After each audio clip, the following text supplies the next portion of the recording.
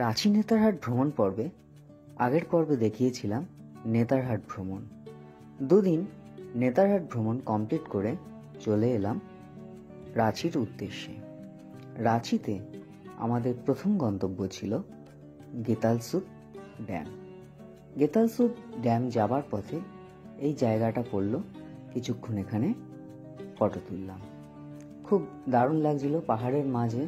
এটা হয়তো একটা কৃষি জমি, সেখানে জল আটকে চাষ করা হচ্ছে, এরকম কিছু একটা হবে, কিন্তু জায়গাটা দেখে এত সুন্দর লাগলো যে দাঁড়িয়ে পড়লাম। আর এইটা হলো গেতালসুদ ড্যাম।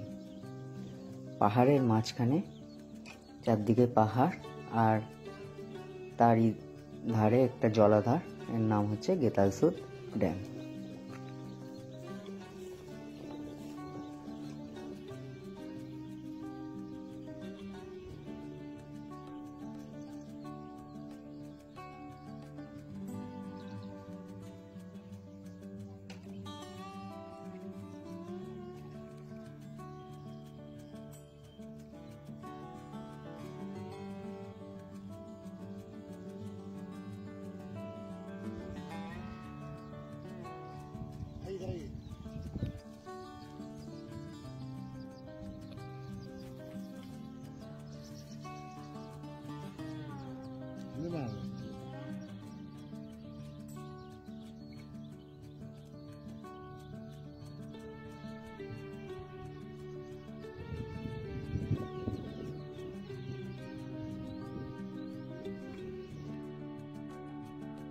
গেতালসুদ ড্যাম দেখে চলে এলাম হুড্রু ওয়াটারফলস দেখতে।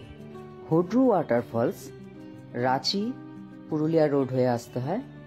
রাঁচি স্টেশন থেকে এটা দূরত্ব হচ্ছে 42 কিলোমিটার, আর সময় লাগে 1 ঘন্টা 15 মিনিট মতো। চলে এলাম হুড্রু ওয়াটারফলস। আমরা বাইকে গেছিলাম এই হুড্রু জলপ্রপাত দেখতে। আমি এবং যে বাইক চালাচ্ছিল, দুজন ছিলাম। তা আমাদের টিকিট আর বাইকের নিয়ে টোটাল 35 টাকা নিল বাইকের পার্কিংয়ের জন্য। তারপরে আমরা ধীরে ধীরে আস্তে আস্তে হুড্রু জলপ্রপাতের উদ্দেশ্যে রওনা হলাম। অনেকগুলো সিঁড়ি রয়েছে, কত ধাপ সেটা ঠিক গুনিনি, তবে অনেক ধাপ। নামতে তো কোনো সমস্যা নেই, কিন্তু যখন উঠছিলাম তখনই খুব সমস্যা হচ্ছিল। সুবর্ণরেখা নদীর গতিপথে তৈরি হয়েছে এই হুড্রু জলপ্রপাত। নদী বইতে বইতে হঠাৎ পাহাড়ের মধ্যে থেকে নিচে নেমে জলপ্রপাত সৃষ্টি করেছে, আর আমরা এই সুন্দর রূপ দেখতে পাই। ভারতের মধ্যে এটা 34তম উচ্চতম জলপ্রপাত, এই হুড্রু জলপ্রপাত।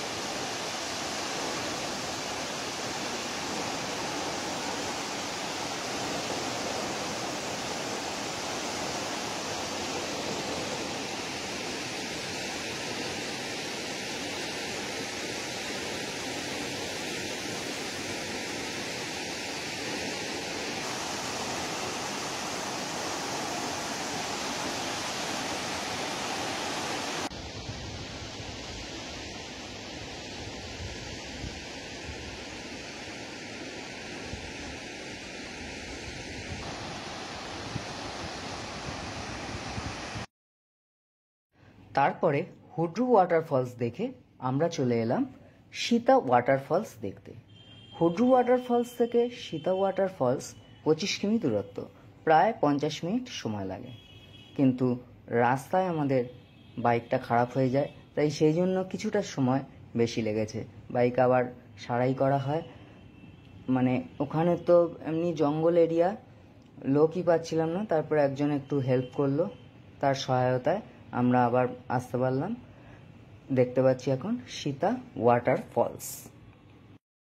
আর আরেকটা কথা বলার, এই সীতা ওয়াটারফলস দেখতে আসার সময় যে গাড়ি খারাপ হয়ে যায়, সেই সময় যে আমাদের হেল্প করে তার সহায়তায় সীতা ওয়াটারফলস দেখতে এসে আমাদের কোনো টিকিটও লাগেনি। আমরা বিনা টিকিটেই সীতা ওয়াটারফলসে গেছিলাম। আর আরেকটা কথা বলে রাখা দরকার, পাহাড়ের ওপর থেকে সীতা ফলসে নেমে আসছে যে রিভারটা, তার নাম হচ্ছে রাধু রিভার।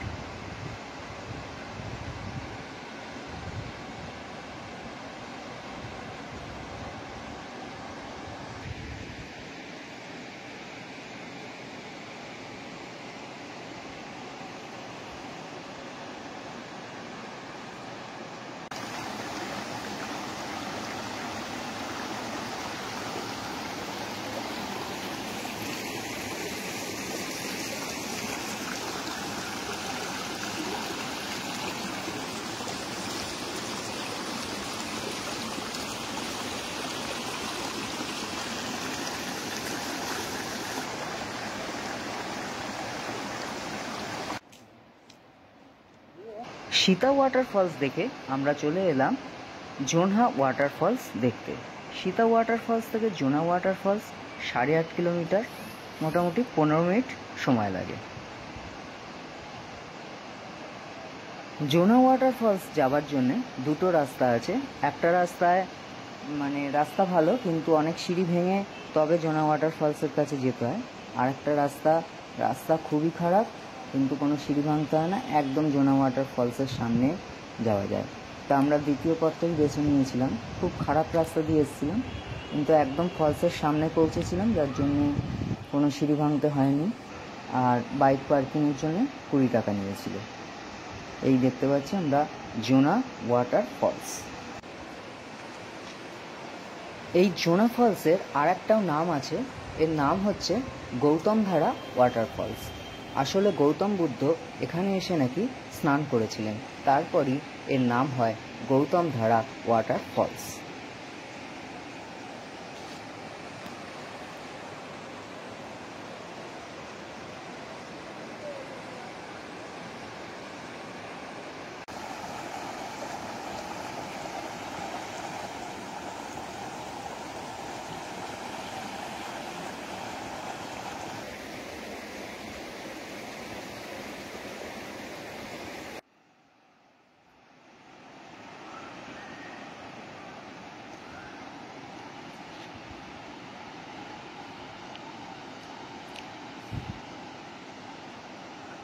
জোনহা ওয়াটারফলস দেখে আমরা লাঞ্চ করে নিলাম, এবং লাঞ্চ করে ঠিক উল্টো দিকে আমরা গেলাম টেগর হিল বা Morabadi hill. Tagore hill Ranchi station থেকে এর দূরত্ব হচ্ছে 7 কিলোমিটারের মতো। এই টেগর হিল বা মোরাবাদি হিল প্রায় 300 মিটার উঁচু, এবং এর উপরে প্রায় 400 সিঁড়ি ভেঙে উঠতে হয়। কেন জায়গাটার নাম টেগর হিল, এবার সেটা বলা যায়। নাম শুনেই বোঝা যাচ্ছে যে জায়গাটার সাথে রবীন্দ্রনাথ ঠাকুরের পরিবারের একটা যোগসূত্র রয়েছে। রবীন্দ্রনাথ ঠাকুরের দাদা জ্যোতিরিন্দ্রনাথ ঠাকুরের স্মৃতি বিজড়িত এই টেগর হিল। জ্যোতিরিন্দ্রনাথ ঠাকুরের স্ত্রী ছিলেন কাদম্বরী দেবী, যাকে রবীন্দ্রনাথ ঠাকুর নতুন বৌঠান বলেই ডাকতেন।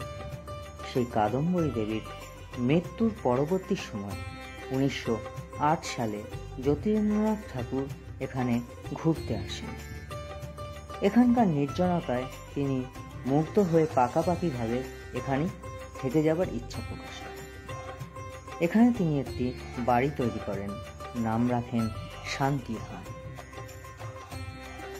ঠাকুর পরিবার যেহেতু ব্রাহ্ম ধর্মাবলম্বী ছিলেন, তাই পাহাড়ের চূড়ায় ব্রাহ্মণদের জন্য একটা উপাসনালয় তৈরি করা, যার নাম দেয়া হয় ব্রহ্মস্থল। 1925 সালে এই শান্তিধামে যতীন্দ্রনাথ ঠাকুর পরলোক গমন করেন। আমরা পাহাড়ের ওপরে উঠতে উঠতে দুধারে অনেক ধরনের পেন্টিং দেখতে পাচ্ছি, অসাধারণ পেন্টিংগুলো।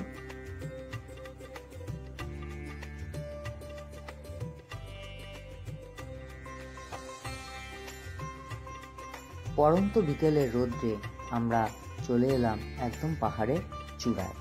এখান থেকে রাঁচি শহরকে পুরোটাই দেখা যাচ্ছে। 360 ডিগ্রি অ্যাঙ্গেলে রাঁচি শহর আমরা দেখতে পাচ্ছি।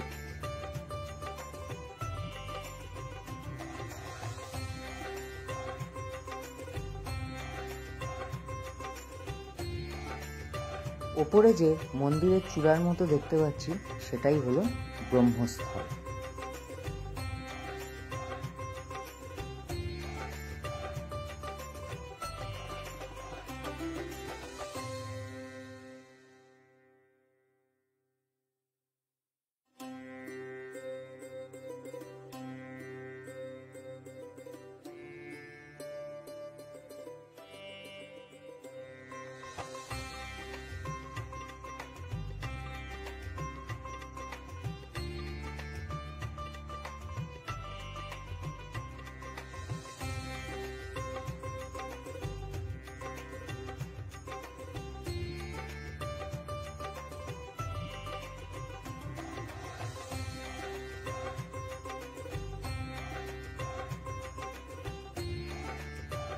টেগর হিল দেখে আমরা চলে এলাম কাছে কাঁকে ড্যাম দেখতে।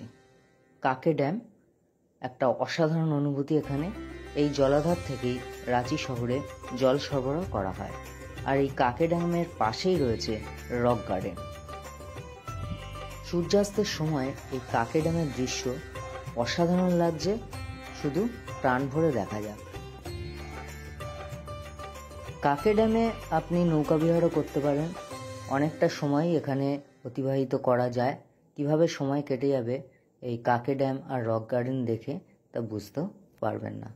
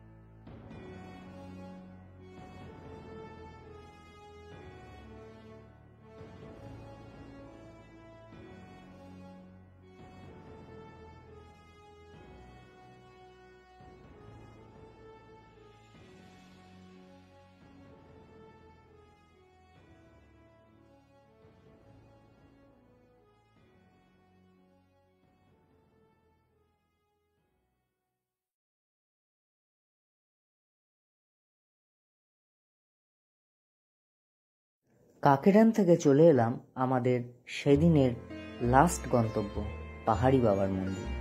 এখানে পাহাড়ি বাবার মন্দিরে স্বয়ং শিব বিরাজমান। শিবরাত্রির পরের দিন গেছিলাম, তখন পুরো মন্দিরটা সাজানো রয়েছে। শিবরাত্রি উপলক্ষে সাজানো হয়েছে। এই সাজানো গোছানো দেখতে পাচ্ছি। এখানে 445টা সিঁড়ি ভেঙে তবে উঠতে হয় উপরে, আর সিঁড়ির নাম্বার দেওয়া রয়েছে। এটা একটা দেখলাম, পরপর সিঁড়ির নাম্বার দেয়া। উপরে গিয়ে শিবের দর্শন করলাম। আর এইটাই ছিল আমাদের ওই দিন রাঁচি ভ্রমণের শেষ গন্তব্য।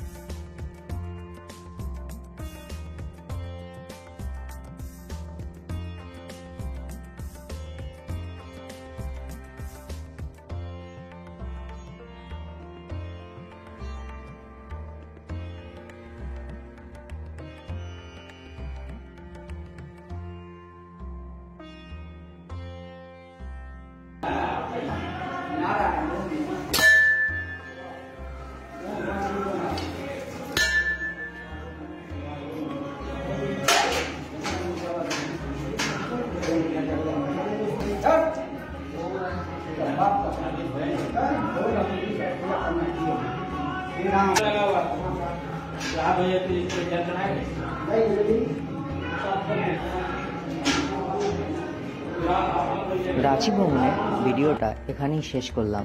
ভালো লেগে থাকলে অবশ্যই লাইক করবেন এবং চ্যানেলটি সাবস্ক্রাইব না করা থাকলে অবশ্যই সাবস্ক্রাইব করবেন এই ধরনের আরও ভিডিও পেতে।